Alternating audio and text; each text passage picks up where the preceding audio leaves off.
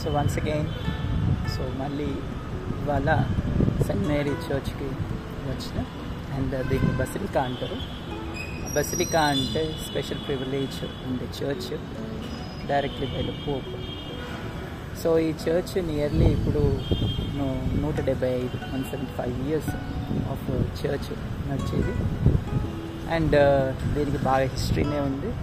ఈ చర్చ్ మన 1839లో bishop father Daniel Murphy అతను 1839లో హైదరాబాద్లో ఒక చర్చ్ కట్టాలని ఆయన సర్చ్ చేస్తున్న టైంలో అప్పుడు నిజాం రూల్ ఉండే. అండ్ అప్పుడు ఎక్కువగా ఇస్లాం డామినేట్ చేస్తుండే ఆ టైంకి. అండ్ 1814లో ఈ సెయింట్ మేరీస్ని కట్టడం జరిగింది. కన్స్ట్రక్షన్ స్టార్ట్ అయింది 1840లో. అట్నే ఆ టైంలో బ్రిటిష్ రూల్ కూడా ఉండే. సో అప్పుడు బ్రిటిష్లో సర్ హెన్రీ అనే అతను ఇన్ఛార్జ్గా ఉండే. ఆయన కొన్ని ఇతర కారణాలతోటి 2 సంవత్సరాల వరకు బిషప్ హెన్రీ గారిని అసలు హైదరాబాద్ చర్చ్కి రానియకుండా చేసిండు. ఇక తర్వాత చాదర్గట్కి నిజాం బార్డర్ తర్వాత ఉండేలాగా అతనికి పర్మిషన్ ఇచ్చిండు.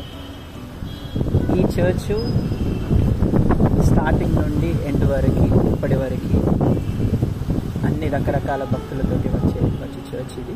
అండ్ నేను ఇప్పుడున్న అండ్ రోజు నేను వచ్చి ఉండేది రోజు 10 గంటలకి. అండ్ వచ్చి కూర్చునేది, కొంచెం టైం స్పెండ్ చేసేది. అండ్ సో నాకు వచ్చే ప్రశాంతత నాకు వచ్చేది. అండ్ దీంట్లో నేను ముఖ్యంగా తెలుసుకునేది ఏంటంటే అది దేవుని గురించి నెక్స్ట్ వీడియోలో ఉంటుంది. అండ్ చాలా ఇంట్రెస్టింగ్ ఉంటుంది. And let's see. Father Murphy గురించి ఇంకొక విషయం ఏంటిదంటే ఆయన చనిపోయిన కారణాలు